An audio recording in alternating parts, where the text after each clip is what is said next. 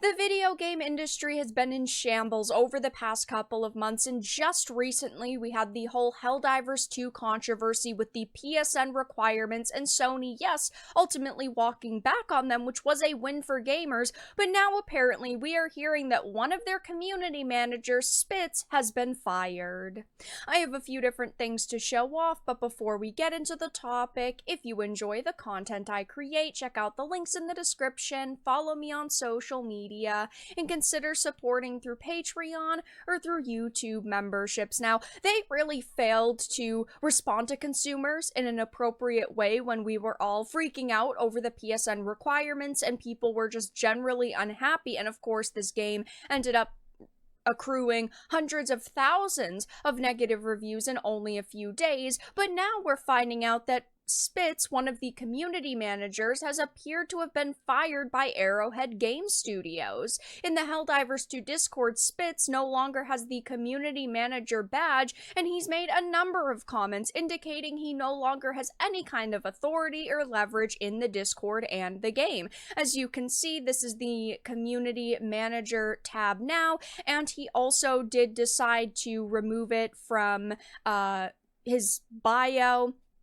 He no longer has it listed on his profile anywhere, and as you can see on Baskinator's account, it very clearly says community manager under roles. Not only does he no longer have the community manager role, and he is not listed in the community manager tab, he's made numerous comments indicating he no longer has any authority in the Discord. He posted, "I can't confirm anything anymore, lol. Today is a dark day. It's only a dark day because you ultimately did not respond to the community the way a community manager should." I say this all the time. I do not relish in the fact that someone is losing their job, even if I personally do not agree with their views on the world or politics or things like that. But when you are doing a bad job, you are not going to be able to keep that job. And as a community manager, you need to be conveying information to the community from the developers, whether it is updates or just general statements, and vice versa. You need to be telling the developers and the company what consumers are saying, and when you show a general hatred for the community you are supposed to be managing, you're not going to be able to hold on to your job by doing that. Now, as for why he got fired, he stated, "Generally, it's not a good idea to tell people to refund and leave negative reviews when you're a community manager." And that statement that he made was met with pretty mixed opinions, because some people said, oh, he's just telling people to do this because he wants them to receive their money back if that's what they really want. But other people took it as him just complaining, going, "Oh, just refund, nobody wants you a part of this community," especially with some of the other statements that he's made in the past. In one of his recent comments, he did admit that he should have even been more professional in his statements, saying, "I challenge anyone to be put in the position that the CMs or moderators have been in the last few days and not let a bit of attitude seep into their comments and statements, but I agree, more professionalism was needed in some of the things I said." So he did take some responsibility, but he had previously belittled and mocked gamers in the Discord. Feedback is always listened to. Most of it is passed on, and most of what is passed on is considered and goes into what changes we make. When it comes to a requirement from Sony that has existed since pre-launch, I don't think feedback is going to change much. Well, it clearly did, because we as gamers have won, and of course I do not trust Sony, and Sony as a company still has a lot of problems. There is a plethora of issues that they have not solved, like Stellar Blade censorship, for instance, but at the same time, this was not communicated properly to people, and this is the reason why so many people were upset.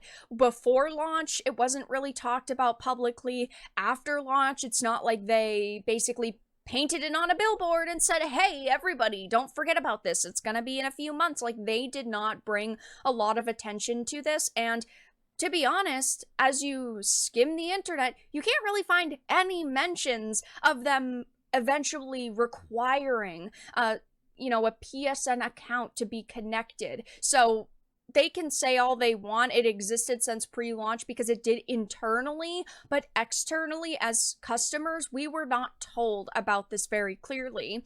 And in another comment he wrote, he said, "It's not like this is the first or even the 14th mainstream game to require a third-party account that takes a couple of minutes to create. But if it's a deal breaker to have had taken 120 seconds out of your day to enter an email and password and then forget about it, change your Steam review and make your displeasure known on a platform where it matters." It should matter on the Steam page. It should matter in the Discord. It should matter to community managers, but it really didn't. And it's not the point of having to take a few minutes and make a PSN account or connect your PSN account. The problem is it was not communicated to people. They were not very transparent on the fact that this was going to be a requirement closely down the road. And now that they've fired this one community manager, people are wondering if they're going to fire one of their other CMs, because she had actually declared the game is pretty woke and revealed the game was banning individuals she deemed as bigots, transphobes, homophobes, racists, you name it. If she found anything you posted as offensive, she would ban you, which of course is absurd. Well, yes, they have rules, and if you break those rules, you may be timed out or ultimately kicked, but to try and declare that the game is woke when most people would agree it's not, just seemed like she really wanted to sabotage this title. And keep in mind, this was right before the PSN requirement, so it really seems that Helldivers 2 has a crappy group of community managers who share a general hatred of the people that they need to buy this game so they can continue to get paid, or in this case, Spitz is no longer going to get paid. It's just a pathetic situation all around, because community managers really are one of the most important people that are part of a social media project, right? They are supposed to communicate to us